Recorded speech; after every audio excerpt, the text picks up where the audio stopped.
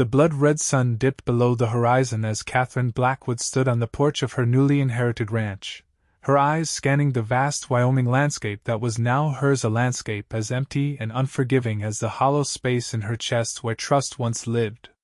The year was 1878, and at 26 years old, Katherine had already learned that men's promises were as fleeting as the morning mist that clung to the valley floor, evaporating with the first heat of day. The telegram had arrived just 3 weeks ago, informing her of her uncle's death and the surprising inheritance of the Blackwood Ranch. It was her chance to escape Philadelphia and the scandal that followed her like a shadow after her fiancé had been caught in the arms of her closest friend. Her chance to start anew, where no one knew her name or the pain that haunted her eyes. As twilight deepened into night, Katherine heard the distant thunder of hooves approaching. She tensed, her hand instinctively moving to the small revolver concealed in the folds of her skirt. A rider emerged from the darkness, his silhouette growing more defined as he approached the ranch house.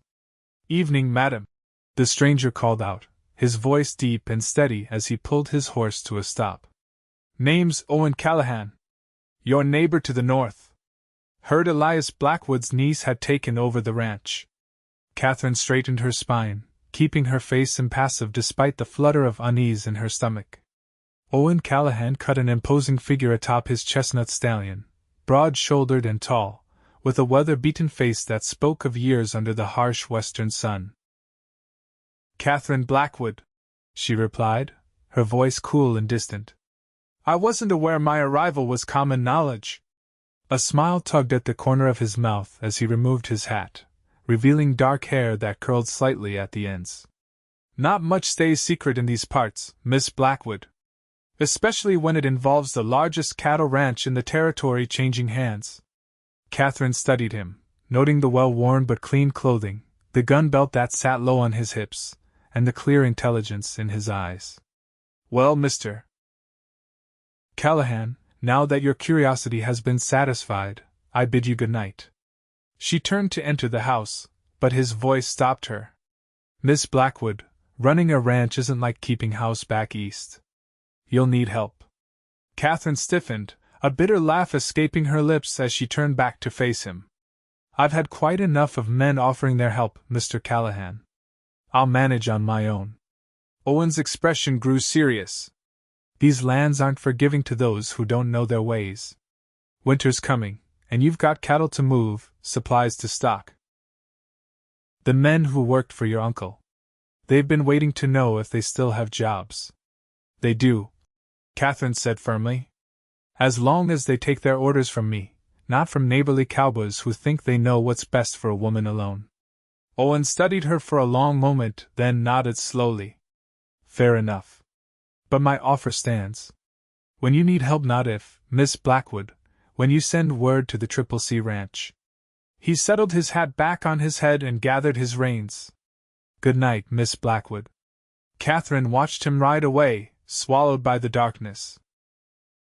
She ignored the small voice inside that whispered he might be right. The following days proved more challenging than Katherine had anticipated. The ranch hands were skilled, but they looked at her with skeptical eyes, barely concealing their doubts about taking orders from a city woman. Jackson, the foreman, was respectful but distant, explaining the ranch operations with a patience that bordered on condescension. "The cattle need to be moved to the lower pastures before the first snow, Miss Blackwood," Jackson explained over breakfast one morning, a week after her arrival. "We're already behind schedule." "Then let's not waste any more time," Katherine replied, rising from the table. "I'll ride out with you today." Jackson's weathered face registered surprise. "It's rough country, madam. And a long day in the saddle." "I'm aware, Mr. Jackson. I'll be ready in 30 minutes. Katherine had learned to ride as a girl during summers spent at her grandfather's country estate. But nothing had prepared her for the grueling pace of ranch work. By midday, her muscles screamed in protest, and her fair skin burned under the relentless sun. Yet she refused to show weakness, pushing herself to keep pace with the men. They were driving a small herd to the southern pastures when disaster struck. A rattlesnake spooked Katherine's mare, causing the animal to rear violently. Katherine was thrown, landing hard on the rocky ground as the panicked horse bolted. The sudden commotion startled the cattle, and within moments the small herd was scattering in all directions. "Miss Blackwood!" Jackson shouted, but he was already racing after the cattle, along with the other hands. Katherine struggled to her feet, wincing at the pain in her ankle. Her mare was nowhere in sight, and the men were too busy preventing a full stampede to come to her aid. The harsh reality of her situation struck her. She was alone, injured, and miles from the ranch house. The sound of approaching hoofbeats made her turn. Owen Callahan rode toward her, his face grim with concern. Behind him, 3 riders from his ranch were already helping to round up her scattered cattle. "Are you hurt?" he asked, dismounting swiftly. "I'm fine," Katherine insisted, though she couldn't hide her wince when she put weight on her injured ankle. Without a word, Owen knelt and gently examined her ankle through her boot. "Not broken, but a bad sprain. You can't walk on this." Before Katherine could protest, he stood and whistled sharply. One of his men broke away from the cattle drive and approached, leading Katherine's mare, which they had somehow recovered. "I don't need your help," Katherine said stiffly, even as she leaned against a boulder for support. Owen's eyes met hers, and for the first time, she noticed their color a deep blue like the Wyoming sky after a storm. "Everyone needs help sometimes, Miss Blackwood. Even stubborn ranchers." Despite her objections, Owen insisted on escorting her back to the ranch house. The ride was silent, Katherine's pride smarting more than her ankle. At the ranch, he helped her down from her horse and walked her to the door, his strong hand supporting her elbow.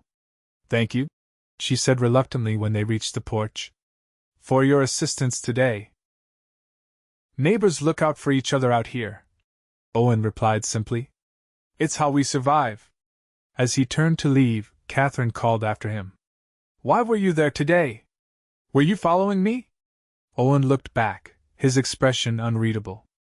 "I was checking my southern fence line. Pure coincidence." A slight smile touched his lips.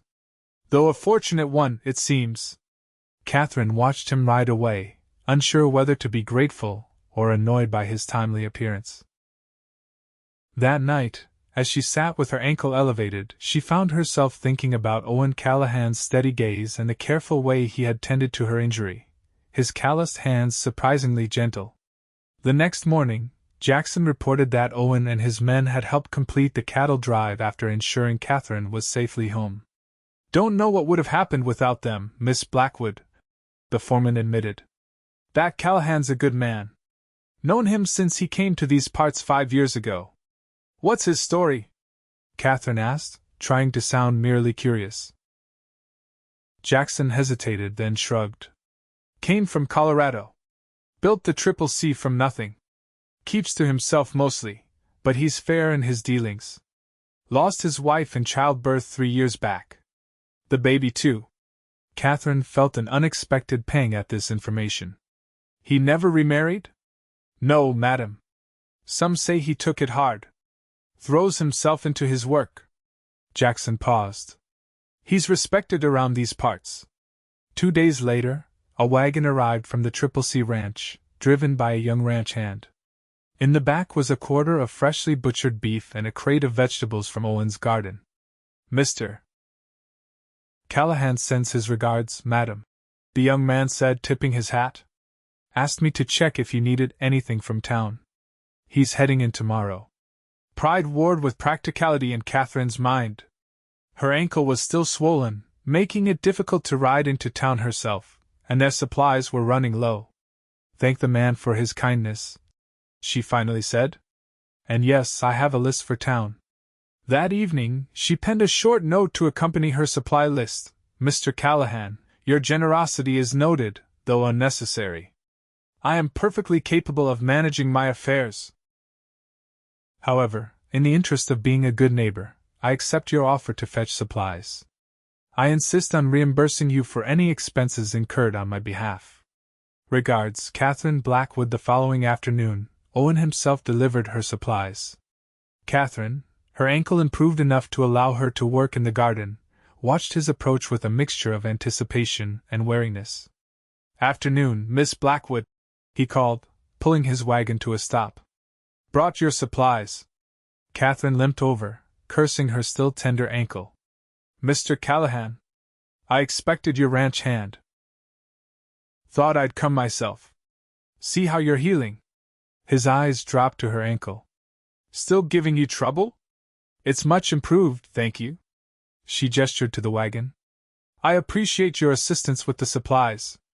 How much do I owe you?" Owen jumped down from the wagon and began unloading crates. "Nothing. I insist on paying my debts, Mr. Callahan." He paused, studying her with those intense blue eyes. "Then you can repay me by joining me for dinner tomorrow night. At my ranch." Katherine blinked in surprise. "That's hardly appropriate, Mr. Callahan."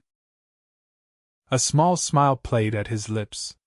"I'm not proposing anything improper, Miss Blackwood. My housekeeper, Mrs. Abernathy, will be present. And I believe there are matters we should discuss rancher to rancher." Katherine hesitated, weighing her options. Refusing would seem ungrateful after all his help, yet accepting felt like conceding something she wasn't ready to give. "What matters?" "Winter preparations. Water rights. The wolves that have been troubling livestock in the valley." He shrugged. "Things neighbors should discuss." After a moment's consideration, Katherine nodded. "Very well.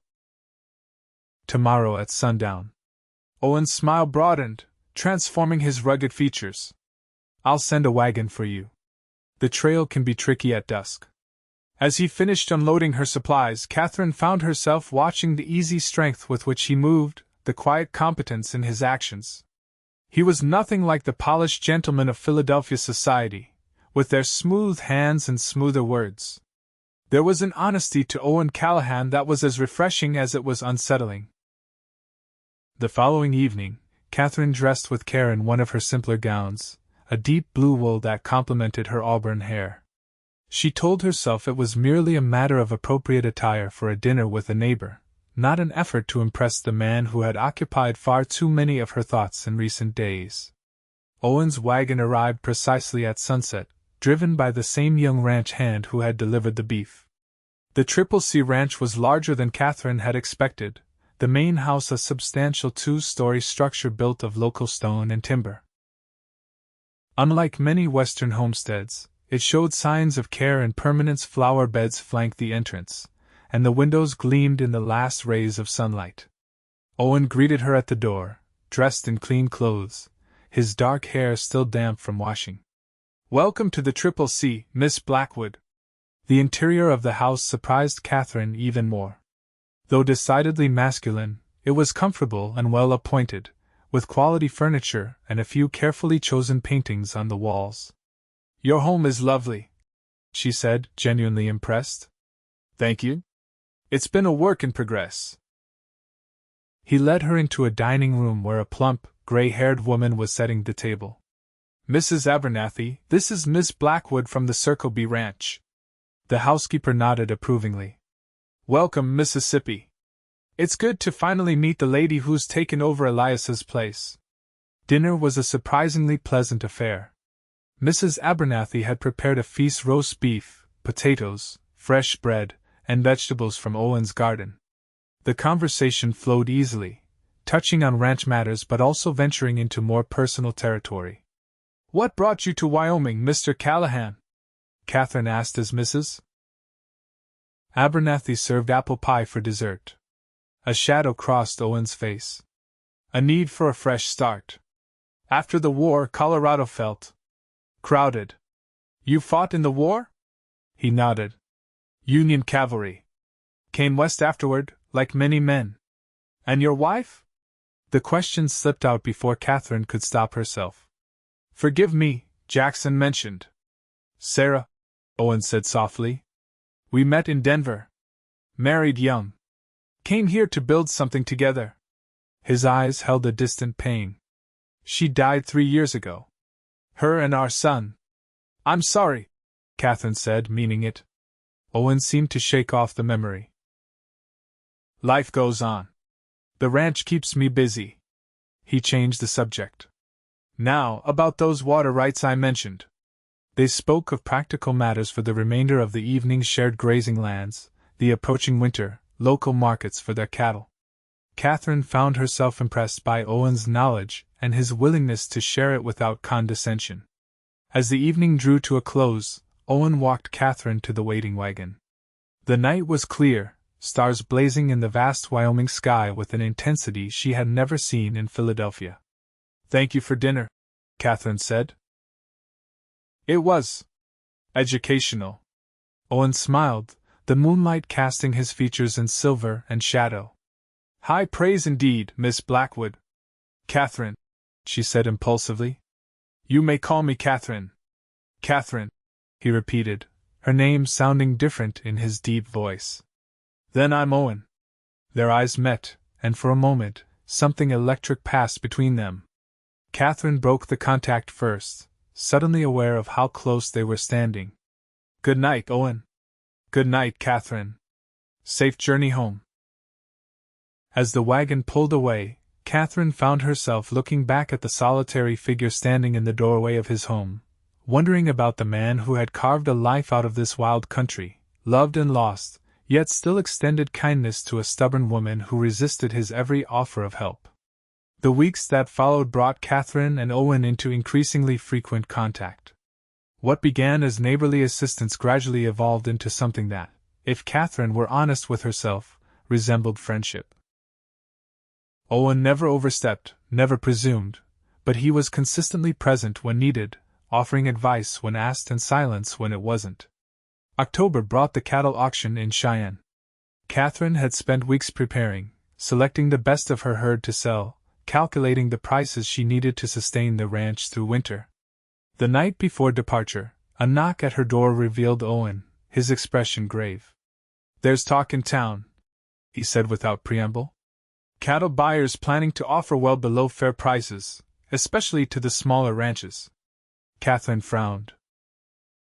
"That would ruin half the ranchers in the territory." "Exactly. Some big operators from back east are behind it. They want to buy out struggling ranches cheap come spring." Owen leaned against the doorframe. "I'm heading to the auction tomorrow. Thought we might travel together.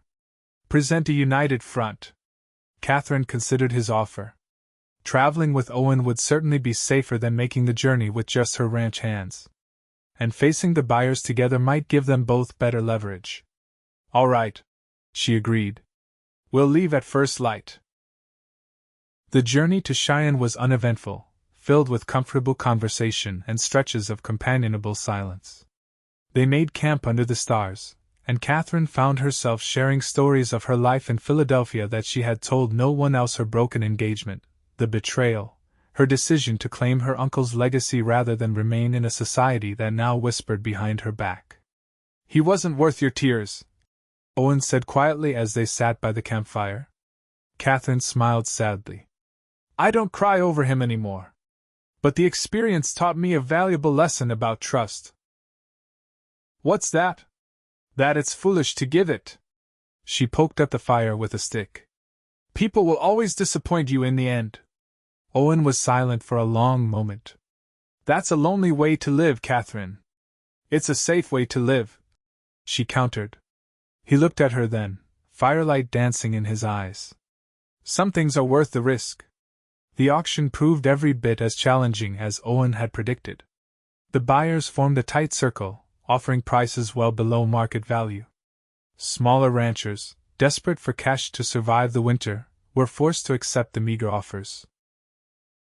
But when Katherine's cattle came up for auction, Owen stood beside her, his presence a silent statement. Together they held firm on their price, refusing to be bullied or undercut.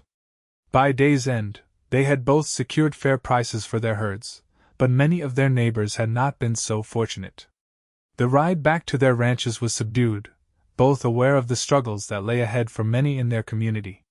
"There has to be something we can do," Katherine said as they made camp on the return journey. Owen nodded, his expression thoughtful. "There is. But it would require cooperation. Something ranchers aren't always good at." "What are you thinking?" "A cooperative." Pool our resources for buying supplies, coordinate our selling. If we stand together, we have leverage. Katherine considered the idea. It could work. But you need someone to organize it, convince the others. I was thinking we could do it together. Owen's gaze was steady. You have a good head for business, Katherine. And people respect your uncle's name. They respect you more, she pointed out. Then we make a good team. The words hung in the air between them, loaded with meaning beyond their immediate context. Katherine looked away first, suddenly aware of how much she had come to rely on this man, to value his opinion, to enjoy his company. It was dangerous territory for a woman who had sworn never to trust a man again. Winter descended on Wyoming with brutal force. Heavy snows isolated the ranches, making travel between them nearly impossible. Katherine found herself grateful for Owen's insistence that she fully stock her supplies and secure her buildings and livestock against the harsh weather. Christmas approached, and with it, a deep loneliness that Katherine hadn't anticipated. In Philadelphia, the holiday had been a whirl of parties and celebrations. Here, with just her small staff for company, the days seemed endlessly long and quiet. 3 days before Christmas, a storm cleared, leaving the landscape buried under 3 feet of snow but the sky a brilliant, clear blue.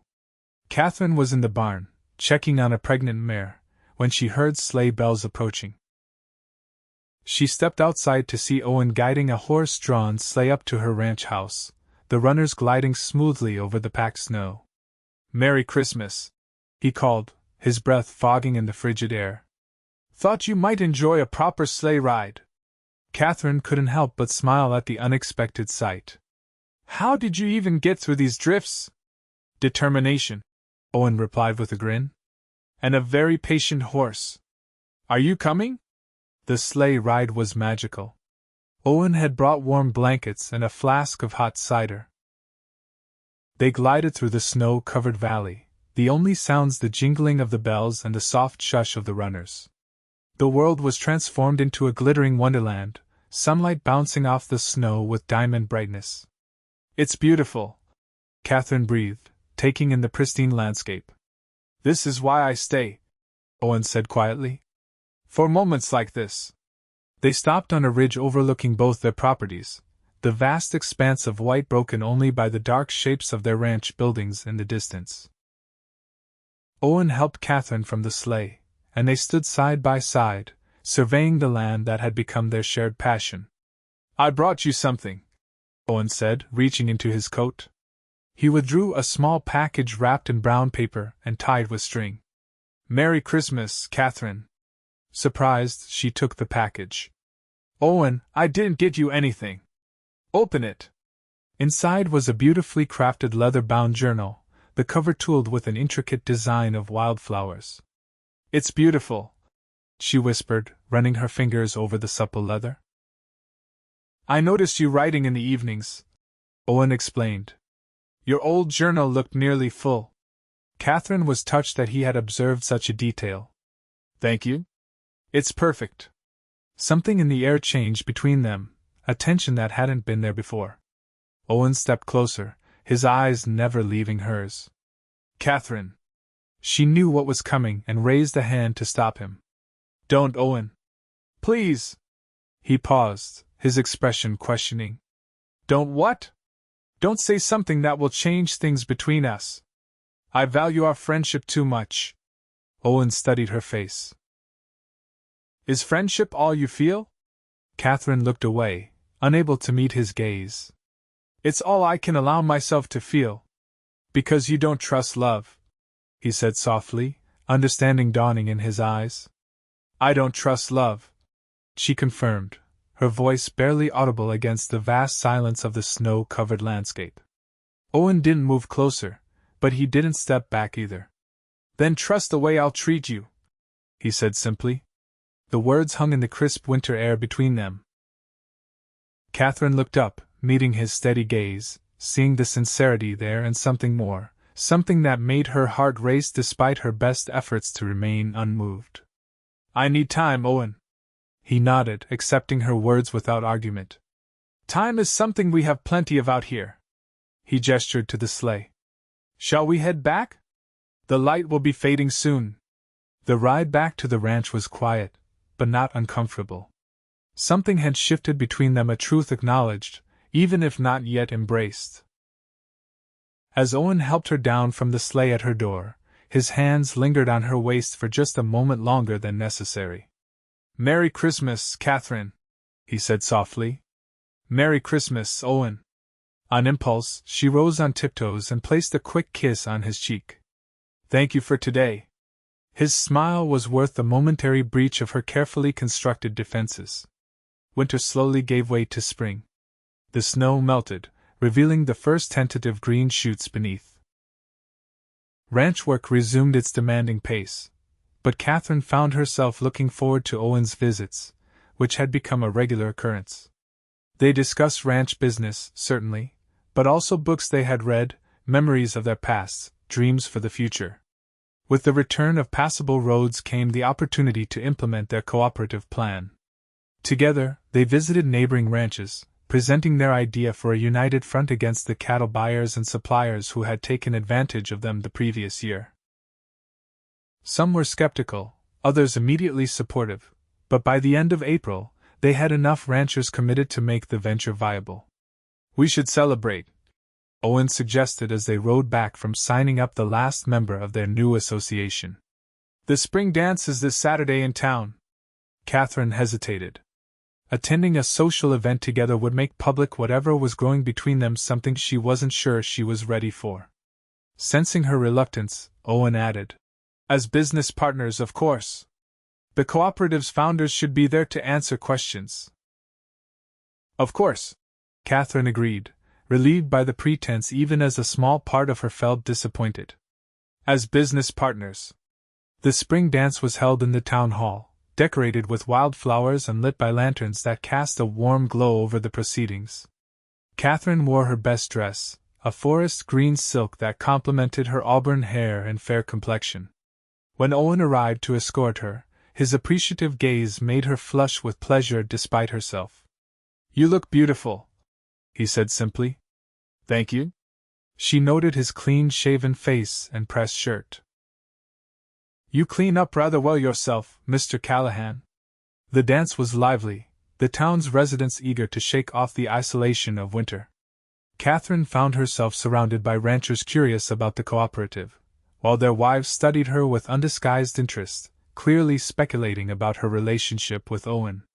News traveled fast in small communities, and Katherine and Owen's frequent meetings had not gone unnoticed. "People are talking," Katherine murmured to Owen as they took a break from the dancing, sipping punch by the window. "Let them," he replied, unconcerned. "We're doing good work with the cooperative. That's what matters." "Is it?" Katherine asked, suddenly needing to know if their partnership was truly all he wanted. Owen's eyes met hers, serious now. "No," he admitted quietly. "It's not all that matters to me. But I promise you time, Katherine, and I meant it." Before she could respond, they were interrupted by the arrival of a stranger, a well-dressed man who introduced himself as James Harrington, representative of the Western Cattle Corporation. "I've heard about your little cooperative," Harrington said, his tone pleasant but his eyes cold. "Quite the enterprising venture." "We're looking out for our community's interests," Owen replied evenly. "Admirable," Harrington said, though his expression suggested otherwise. "But perhaps short-sighted. My company is prepared to make generous offers for properties in this region." "Very generous." Katherine felt a chill that had nothing to do with the spring evening. "We're not interested in selling, Mr. Harrington. Everyone has a price, Miss Blackwood." Harrington's smile didn't reach his eyes. "Even stubborn ranchers like yourselves." As he walked away, Owen's expression darkened. "That man spells trouble. You think he's behind the buyers who tried to undercut us last fall? I'd bet my ranch on it." Owen's jaw tightened. "This is just the beginning." Owen's prediction proved accurate. In the weeks that followed, Harrington's company began applying pressure throughout the territory. Water rights were challenged, access to traditional grazing lands questioned, and rumors spread that the railroad might change its planned route, bypassing their community entirely. "He's trying to squeeze us out," Katherine said one evening as she and Owen pored over maps in her dining room. "Make our ranches worthless so we'll have no choice but to sell." Owen nodded grimly. "And he's got the money and connections to do it. Then we fight back with the same weapons." Katherine's eyes flashed with determination. "The cooperative gives us strength in numbers. And I still have connections in the East, investors who might be interested in backing us against Harrington's company." Owen looked at her with newfound respect.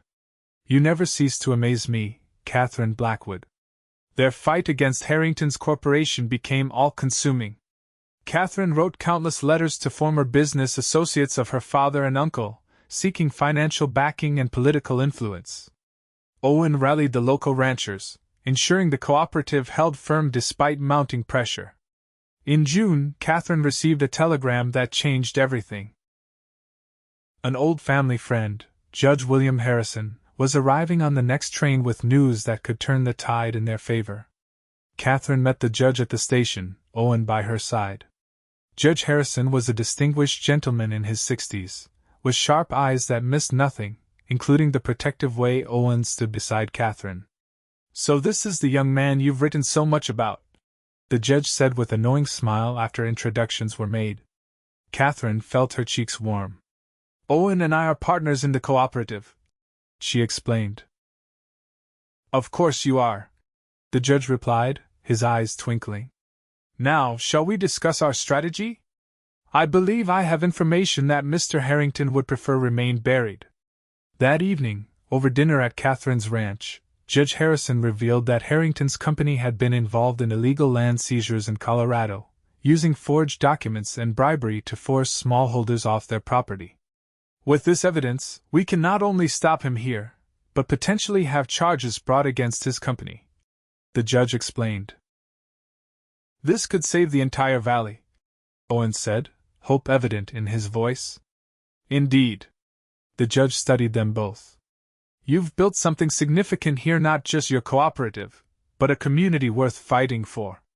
Later, as Owen prepared to leave, he and Katherine stood on the porch, the summer night warm around them. Judge Harrison had tactfully retired early, leaving them alone. "We might actually win this," Katherine said softly, looking out at the land she had come to love. "We will win," Owen assured her, his hand finding hers in the darkness. "Together." Katherine didn't pull away. Instead, she turned to face him, her heart pounding. "Owen, these past months, you've shown me what it means to stand by someone. To be trustworthy." His eyes searched hers. "And you've shown me that life can begin again, even after loss." Slowly, giving her every chance to pull away, Owen lowered his head. Their lips met in a kiss that was gentle at first, then deepened as Katherine wound her arms around his neck, surrendering to the feelings she had fought for so long. When they finally parted, Owen rested his forehead against hers. "I love you, Katherine Blackwood. I have for months now." Katherine took a deep breath, fear and hope warring within her. "I'm still afraid," she admitted. "But I love you too. And I'm beginning to believe that love might be worth the risk after all." Owen's smile was like the sunrise, full of promise and light. "Trust the way I'll treat you," he whispered, echoing his words from that winter day. "That's all I ask?" "I do," Katherine replied, surprising herself with the truth of it. "I trust you, Owen Callahan." The following weeks were a whirlwind of activity. With Judge Harrison's evidence, they confronted Harrington and his company, forcing them to abandon their plans for the territory. The cooperative grew stronger, securing favorable contracts for the fall cattle sales. And through it all, Katherine and Owen's relationship deepened, their partnership extending far beyond ranch business. In August, under a sky ablaze with stars, Owen asked Katherine to marry him. They stood in the same spot where they had stopped during their Christmas sleigh ride, the valley spread before them, their ranches visible in the distance. "I know it hasn't been that long," Owen said, holding her hands in his. "But I've known since that day in the snow that you were the one I wanted to spend my life with." Katherine looked up at him, this man who had taught her to trust again, who had shown her that love wasn't always a prelude to betrayal. Yes, she said simply. Yes, I'll marry you. Their wedding took place in October, after the cattle drives were complete. The entire community gathered to celebrate, the cooperative members standing as witnesses to the union of the two people who had brought them together in common cause. Katherine wore a gown of ivory silk, with wild flowers in her hair instead of a veil. Owen, standing tall and proud in a new suit, watched her walk toward him with wonder in his eyes, as if he couldn't believe his good fortune. Judge Harrison performed the ceremony, his voice carrying across the gathered crowd. These two people have shown us what can be accomplished through partnership, through trust, through believing in one another. Their union today is merely the formal acknowledgement of a bond that has been growing stronger with each passing day. As they exchanged vows, Katherine thought of how far she had come from that bitter, distrustful woman who had arrived in Wyoming just over a year ago. Owen had never pushed, never demanded her trust, he had simply earned it, day by day, action by action. I promise to stand beside you, not in front of you or behind you, Owen said, his voice steady and sure. To face whatever comes our way together, as equals and as partners in all things. I promise to trust in us, Katherine replied, tears threatening. To remember that love isn't a weakness but a strength, and that some risks are worth taking. Their kiss sealed more than just their marriage, it was the final healing of old wounds, the promise of a future built on mutual respect and hard-won trust. The celebration lasted well into the night, with dancing and feasting under a canopy of lanterns. As evening deepened, Owen led Katherine away from the festivities, toward the sleigh he had prepared as a surprise. Where are we going? She asked, laughing as he helped her in and covered her with blankets. Home, he said simply, climbing in beside her. Our home. Owen had spent the summer connecting their properties, building a new house on the joined land where their ranches met. It stood silhouetted against the night sky as they approached, windows glowing with welcoming light. It's perfect, Katherine whispered as Owen carried her across the threshold. Not quite, he replied, setting her gently on her feet. It needs you to make it complete. Later, as they lay together in the quiet darkness of their new home, Katherine marveled at the journey that had brought them to this moment. From distrust to love, from isolation to partnership, from fear to courage. What are you thinking? Owen asked, his fingers tracing patterns on her bare shoulder. I'm thinking about the day you told me to trust the way you treat me, Katherine replied, nestling closer to him. You kept that promise. And I always will, he vowed, pressing a kiss to her forehead. Spring brought new life to the Triple C Circle B Ranch, as they now called their combined property. The cooperative flourished, bringing stability and fair prices to all its members. And in April, Katherine gave birth to their first child, a daughter they named Sarah, after the wife Owen had loved and lost. As Katherine sat on the porch of their home, nursing their infant daughter while Owen worked with the horses in the corral nearby, she reflected on the twists of fate that had brought her to Wyoming. The betrayal that had once seemed like the end of her world had ultimately led her to this place, this man, this life filled with purpose and love. Owen looked up, sensing her gaze, and smiled that same warm smile that had gradually melted the ice around her heart. He left his work and came to join her on the porch, sitting beside her and gently touching their daughter's tiny hand. Happy? He asked simply. Katherine leaned against his shoulder, content in a way she had never imagined possible. Completely. The sun began its descent toward the western horizon, painting the sky in shades of gold and pink. Another day ending, another tomorrow waiting to be written in the journal of their shared life. A life built on the foundation of a promise kept to be trusted, to be worthy of trust, to love without fear. I don't regret it, you know, Katherine said softly. Regret what? Taking the risk. Trusting you. Trusting us. She looked up at him, her eyes filled with the love she no longer tried to hide. It was the best decision I ever made. Owen's arms tightened around her and their daughter. For me too, he whispered against her hair. For me too. As twilight deepened into night, they remained on the porch, watching the stars appear one by one above the land they both loved. Their land. Their future. Their story, still unfolding with each passing day, each challenge faced together, each joy shared, each promise kept. And in the years that followed, as their family grew and their ranch prospered, Katherine often thought of those words that had changed everything. "I don't trust love," she had said, wounded and afraid. "Then trust the way I'll treat you," he had answered, patient and steady. And she had. And she did.